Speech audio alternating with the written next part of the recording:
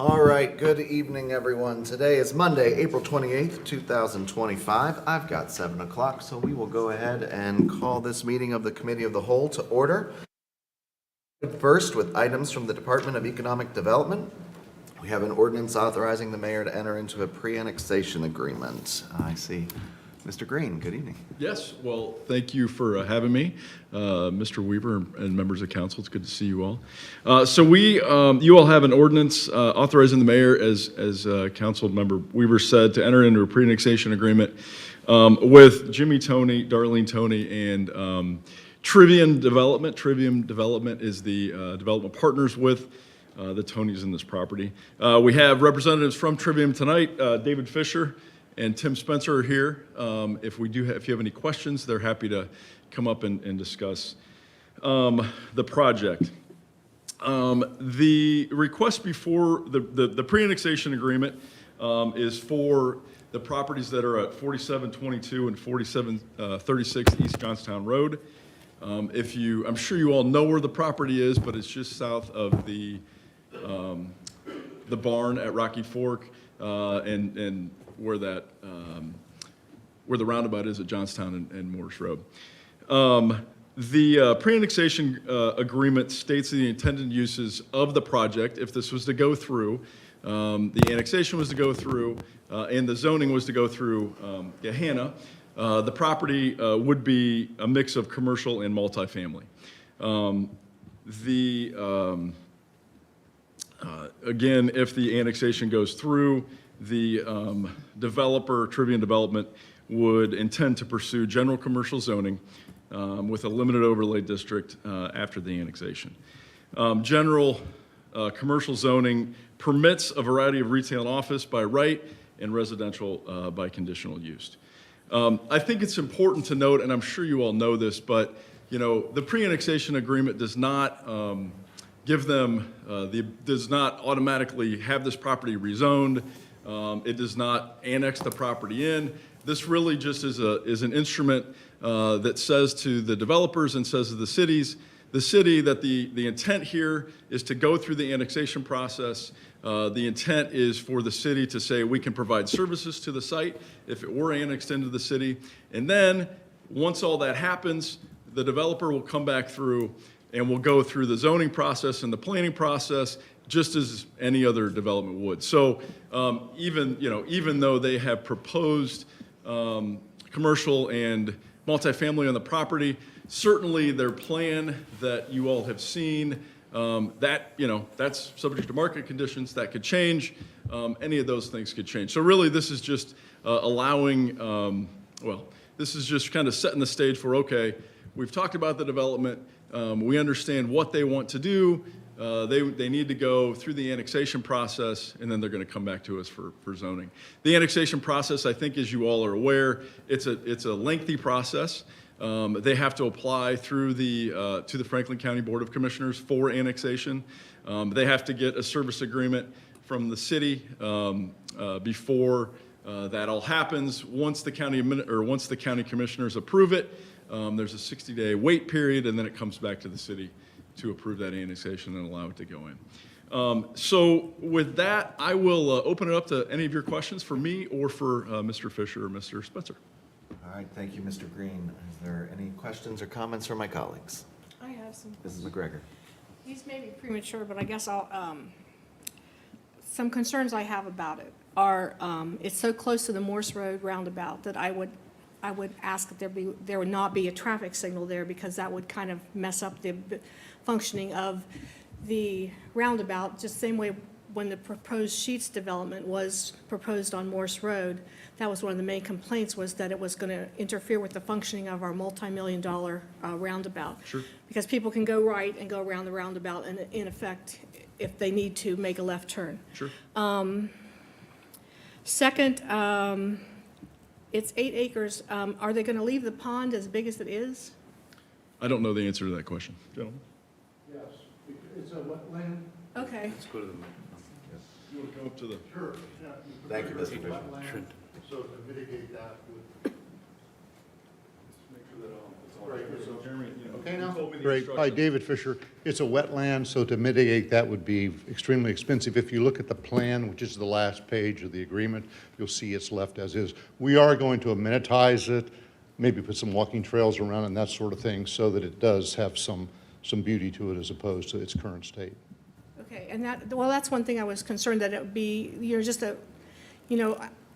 it'd be left as open space, especially with the riparian corridor there. I mean, we like to Right. preserve as much of that as possible, and I wondered Yeah. where the floodplain was. Yeah, we looked at that a lot.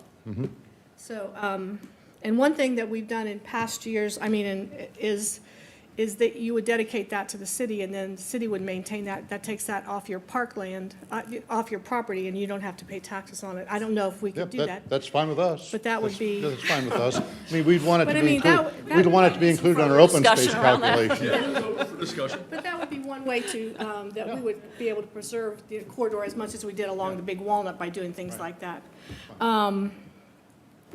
Let's see, I was going to say. I think that might be it. Those are all. Back to your first point, Ms. McGregor, if you look at our plans, we're pushing any entrance as far southeast as possible because we understand what happened Okay. with Sheets and we understand traffic in that area. So our goal is any entrance, we would have it be as far southeast on the site as possible. Okay, that'd be great. And the reason for the emergency, I mean, We understand that's a ticklish point with the city, and we appreciate that. We would say, and I hope the mayor and Mr. Blackford will support us, this project's had sort of some starts and stops with the city and has been languishing for a long time. As some of you know, it was months ago we met with you and committee.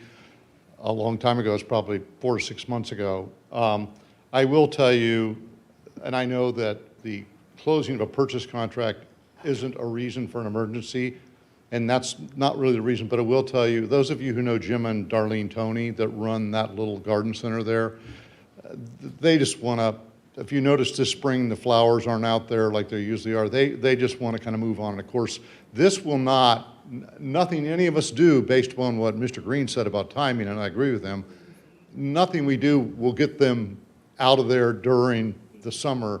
My guess is even the best case with annexation and zoning, this will probably be a first quarter 2026 transaction that we do with them.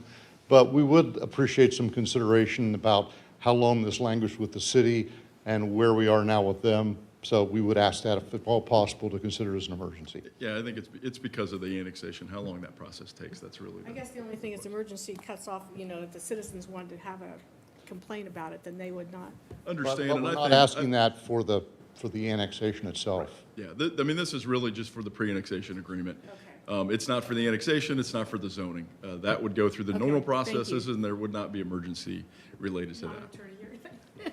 And I would also point out to you that in most municipalities around Cincinnati and around Central Ohio, we do these by resolution. So one reading and we have because it accomplishes, I mean, Nate did a great job of explaining, this is not an annexation, it's not a zoning, it's simply a stage setting. And if anything, if anything, what this agreement accomplishes is if we proceed and if we annex, and if we can't come to final agreement with the city on the zoning, the city agrees to what we call legally detach it. In other words, let it go back to the township. Because it's not fair or equitable for the city to take the property in and not agree with us after all the time and effort we put into working with the city to zone it. That's really the primary purpose of this whole agreement. Everything else is kind of fluff after that, but that's really the primary point. So real quick, I know some of my other colleagues have questions here, but Mr. Roth, can you speak at all to the ordinance versus the resolution here? Yes, as far as that provision deals with our resolution to provide services. We do that here by resolution, not by ordinance. That was the only reason for that change. The agreement as it was drafted said ordinance, and we needed it to say resolution. What about the underlying legislation here? Could it potentially be adopted as a resolution versus an ordinance? This is going to be, my understanding, it's an agreement as like a contract, so we're authorizing, and we normally do that by ordinance. Just a guess We're not going to, by the way, we're not going to debate that. We started with resolution. We would appreciate some consideration on emergency legislation to move the process along some. To Ms. McGregor's point, where the rubber really hits the road here with citizenry and referendum is at the annexation and zoning. We wouldn't be asking for it at that point in time. Yeah, Mr. Fisher, on that point, we do also have the option, and perhaps in lieu of emergency, maybe waiver might be a more fitting option.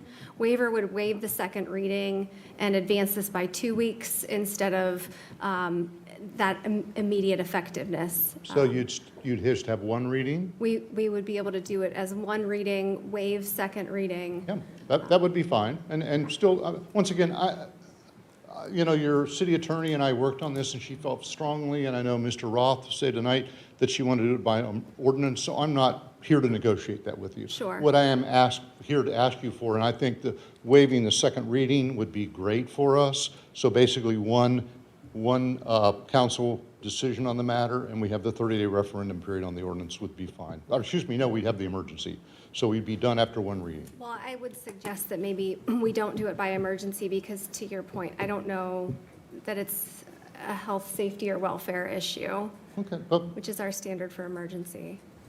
that's that's fine. okay. I mean, I it's simply a respect request, so, you know, if you don't want to grant it, that's fine. I understand, and no hard feelings, and we'll move on accordingly, so. Yeah, well, I was just trying to think of a That's fine. solution. Saving a couple weeks would be great by just having the one reading and passage and waiting the 30 days on the referendum. That'd be fine. Okay. I know Mr. Renner's been waiting patiently, sir. Yeah, thank you. Mr. Fisher, I appreciate you being here. I don't know if you remember me, but I remember you very well when the FOP property was in play, and long time ago about those, And I do remember you. yeah, those hideous apartments, and saving those cherry trees. And I appreciated you back then for being very vocal. You're an innovative leader, and so I appreciate that. So my question is actually going to have that bent.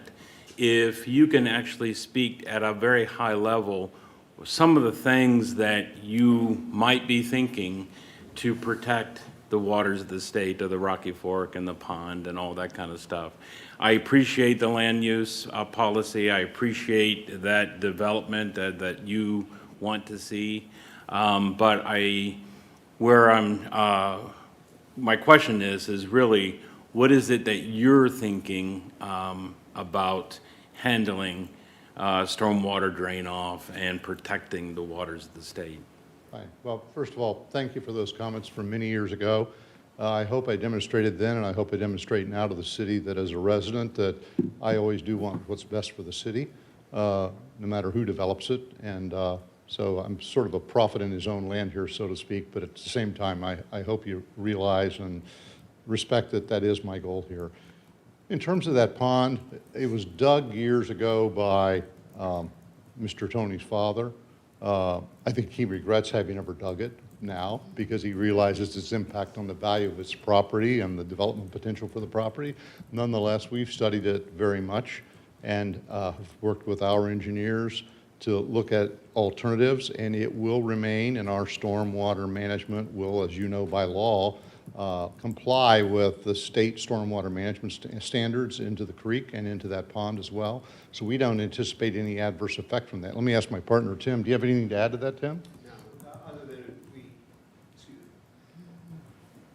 Tim Spencer, I'm the president, excuse me, of Trivium Development. To David's point, I think Mr. Tony's father does regret digging that pond. It was for irrigation, for watering plant material that he had on site years ago, decades ago. The challenge is because it was dug years ago, it has become protected and have protected status. So until we get into the very fine details of the engineering, we really can't say if this or that, but our intent was to A, preserve that area, B, amenitize it with the city's permission. We do think the idea of incorporating the park or trails or something along that line made sense. And if it also made sense to discuss with area residents connectivity back through so there would be a path up to the other retail and the other restaurants up there. So that's always been in our forefront. You were not privy to some earlier concepts that had a significant amount of more commercial and residential on there, and we purposely have scaled it down to be more accommodating on the property. Okay. Well, I appreciate that, and I know that this is all preliminary, and I appreciate that. I just ask that you remain open. The frequency and the intensity of our storms is increasing. The spillover of that pond into the water of the state, the spillover of the waters from the property, that is almost catastrophic. And so I'd be looking for alternatives instead of just the normal pipes and, moving it or shunting it water around. I've been very vocal that water needs to go down, so I'll be looking for that. But thank you. Are there recorded issues or instances of flooding currently? I don't know of anything at that particular site, That but one, I do know that, again, the frequency and intensity of our storms are definitely increasing. I was worried I missed something. That's what Yeah, no, I haven't looked at that yet, Okay. but I'll definitely We be will. trailing. Thank you. Thank you again. Ms. Bowers, I think you had something else? Sure, yeah.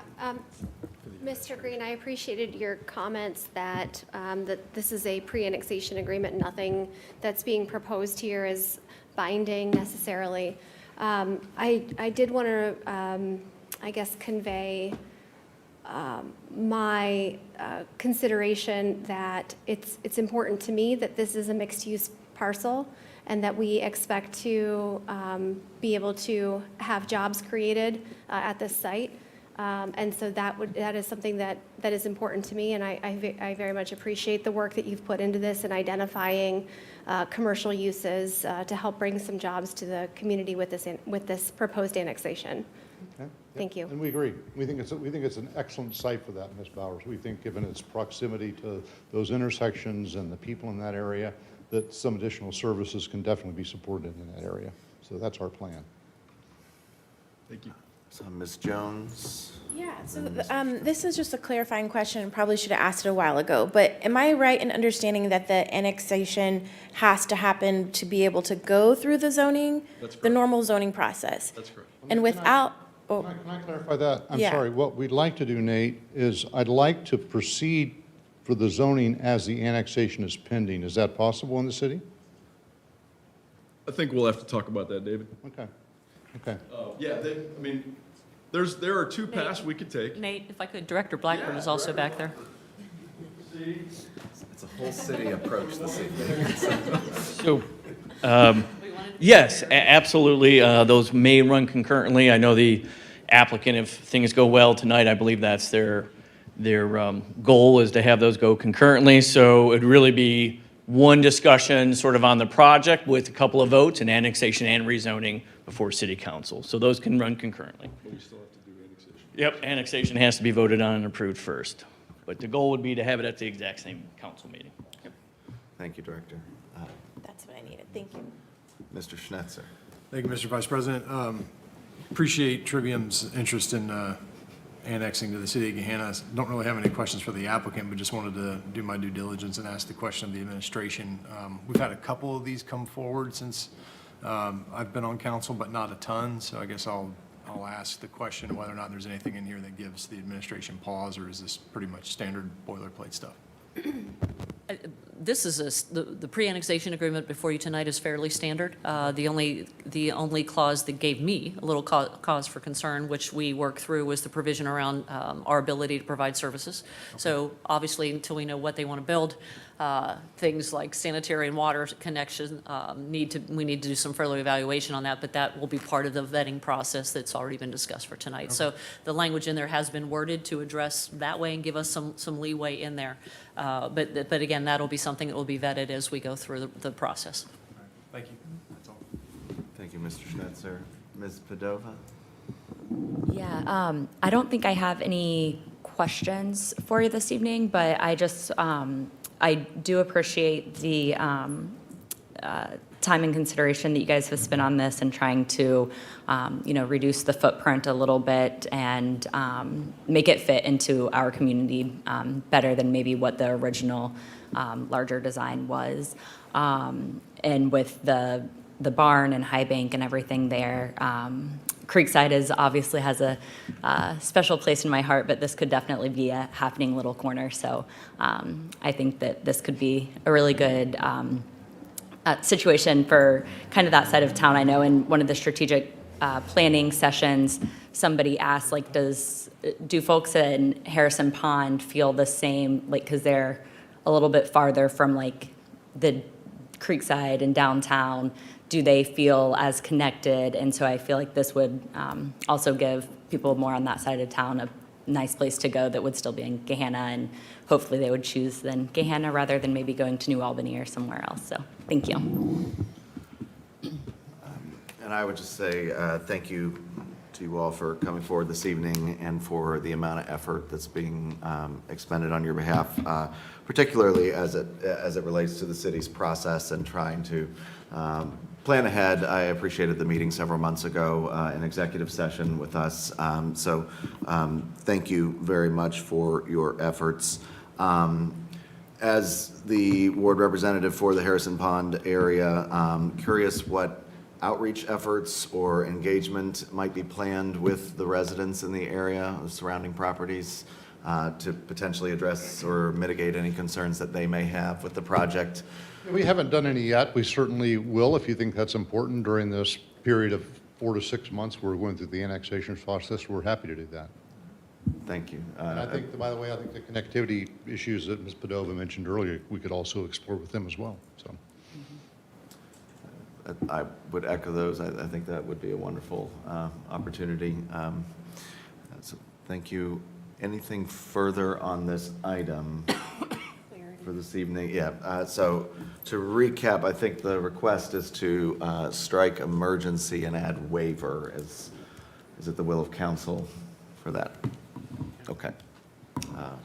Mr. Clerk, you got it? Yes. All right. We'll amend according to that. So am I correct in assuming that this would be considered at your May 5th regular council meeting? That is correct. Considered and rules waived, and passed that night, and the 30-day referendum period would begin that evening? Correct. Correct. Okay. I appreciate it. And all that said, plenty of opportunities for public engagement moving forward on this item. The zoning, of course, will have to come back, the annexation itself. So this is just on the pre-annexation agreement. And I think you all know where to find me if you need me, if you've got a question. Thank you very much for your time and consideration. We appreciate it. Thank you very much, sir. Appreciate it. All right. Thank you, everyone. Next up, we have items from the Department of Public Safety. We've got a couple items here. Good evening, Chief. Good evening.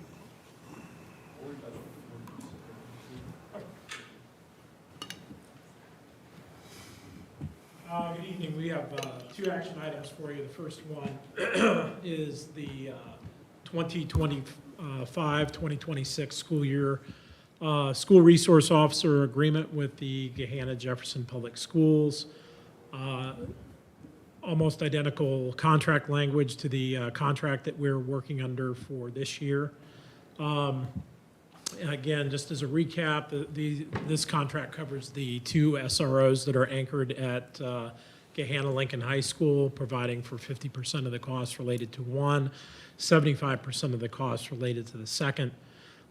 This agreement has a not-to-exceed amount of $235,504.62 based on those salary and benefit calculations.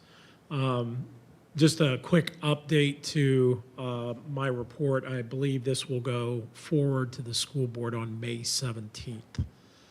So we're asking council to pass this agreement that will cover the provisioning of these 2 officers through the end of the 26 school year. Thank you, Chief. Any discussion?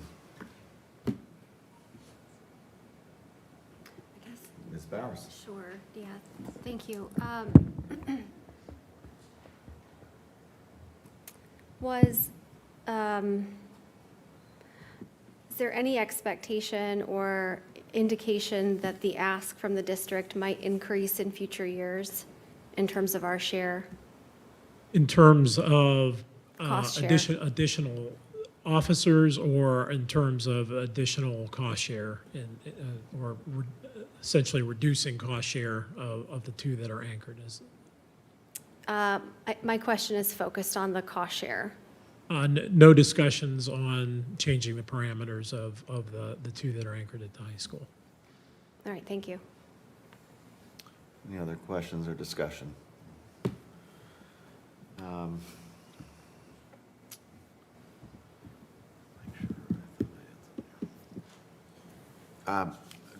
Just real quick, the agreement looks like, as you indicated, and as the agreement it mentions, the two SROs, the spreadsheet that was attached had a variety of, I think, 4 versions of different cost analyses. Just wondering if you could explain. Yeah, so the explanation of costs also break down. There's some small amounts that the district does pay for related to school resource officer training, and a small amount for district-directed overtime. We have done a few different cost models over the years, landing at, it used to be a 50% cost share, and then we landed on the 50% and 75% of the second. But there are some modest amounts of dollars, I believe, I'm sorry, I don't have that attachment pulled up, but related to training that is directed for maintaining certification as a school resource officer. Some of that is borne by the city, but the vast majority of the directed training for continued certification is paid by the district. And so I believe what I'm hearing is on that spreadsheet, it'd be the first tab, cost analysis number 1, that we are focusing on. Yes. And at the top, it mentions that the school does not contribute, the school district does not contribute for SROs number 3 and 4. That is correct. Okay. Yeah, 3 and 4 are totally borne by the city. Okay. One is directed at the middle schools solely, and then the third serves as a relief factor and also to the elementary schools and then our private schools. Just wanted to make sure I was understanding the underlying item for this evening. I'll just add, as a GLHS alum, I enjoyed seeing, at the time, Officer Blamer when I was a student in the halls, and I certainly know my better half as a teacher at the school appreciates them there as well. So thank you. Thank you. Last call for any additional comments on this one. If not, on for first and then consent on the 19th. Without objection. All right. Thank you, Chief. Next item, please. The second action item is related to Phase 2 of our capital program related to the radio infrastructure that we use daily. This is specifically directed at upgrading our radio console, so sort of the back-end equipment in our communication center that kind of makes everything work. We are, as I mentioned, this is Phase 2. Phase 1 was approved by Council 21-22 timeframe. We finished that up with some additional authentication requirements that are mandated statewide. We've been chasing a kind of a moving target with July 1 as being an effective date for the entire state to meet those authentication requirements. We have completed that Phase 1 project. We just finished it within the last couple of weeks, including kind of the curveball of some of those authentication requirements that the state layered into all radios across Ohio. As mentioned, this is part of a ongoing capital improvement project. This request covers the purchase of this equipment as well as certain back-end installation and 10% contingency over the entire project. It is in compliance with state term schedule. The vendor is Motorola. The entire state's backhaul and infrastructure is Motorola. So this is pursuant to that agreement. We worked off of a budgetary number through the budget process in '24, anticipating that we would probably experience some cost increases as we got into '25. Our request is then to supplementally appropriate $169,000, which includes that 10%, and also the kind of the ancillary equipment as part of this installation, which will be from a Motorola certified vendor. Those are things like grounding and antenna cables and just things to make the entire system work. We are requesting emergency and waiver. We do anticipate some tariff impacts coming up very, very shortly with this equipment. The Motorola is a Japanese company with some of the production in the European Union of certain components.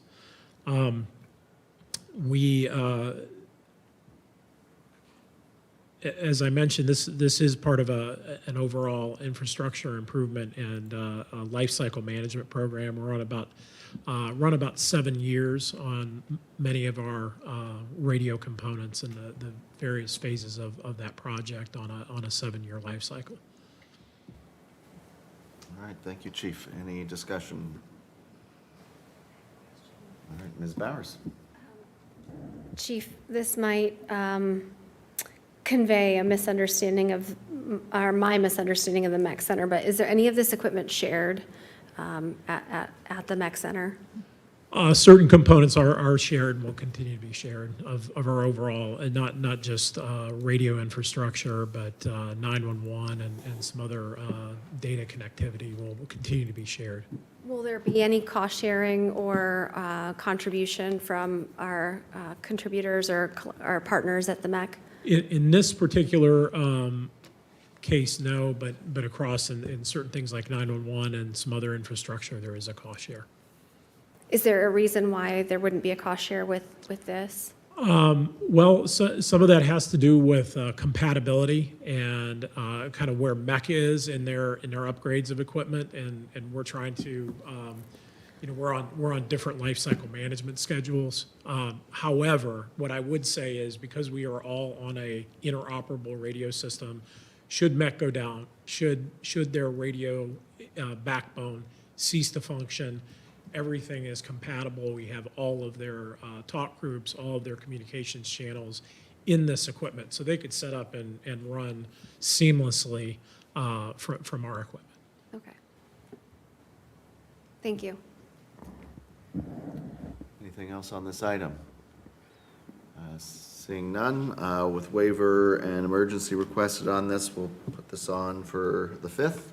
Consent okay for this one? Well, no, can we? I mean, it just needs to be on regular anyway. Regular, yep. Yeah. So, thank you. All right, thank you, Chief. All right, next up, items from council members. I will turn first to my colleague, Mr. Schnetzer. Thank you, Mr. Chair. Yeah, we have Resolution 19-2025. Was contacted by a Gahanna resident and ALS Association affiliate about an opportunity to join them in recognizing ALS Awareness Month in the month of May. Ran this by President Bowers as to process, and then ultimately worked with council office regarding drafting a resolution. I believe the administration has expressed interest in partnering on this one, so this would be, I guess we're calling them procolations, the joint resolution proclamation. You should have a draft on your iPads or laptops, open to any edits or anything that would need to be made before our first meeting in May, and I believe we will have at least one member of the ALS Association here to accept that resolution. Thank you, Mr. Schnetzer. Any discussion? Seeing none, thank you, sir, for bringing this forward, and consent on the 5th. Works for me. Thank you. All right, thank you. Last up this evening, also a resolution that would designate May 2025 as Honoring Public Service Month in the city. Received correspondence several weeks ago and thought this might be a nice way to recognize the public servants in our midst. As everyone on this dais knows, we have an incredible staff here at the city, but in addition to our awesome staff, there are many public servants who call the city of Gahanna home who might be employed in other public sectors, and just thought this would be a nice way to recognize them. My understanding is the mayor is planning her own recognition on the same day, and just thought this would be a nice little supplement to that as well. So, happy to answer any questions, take any feedback. etc. Seeing none, are folks okay with consent on this one? On the 5th, please. Yes, sir. All right, thank you very much. Not to jinx it, but anything else for the committee of the whole this evening? All right, we are adjourned. Thank you, everyone. Have a great night.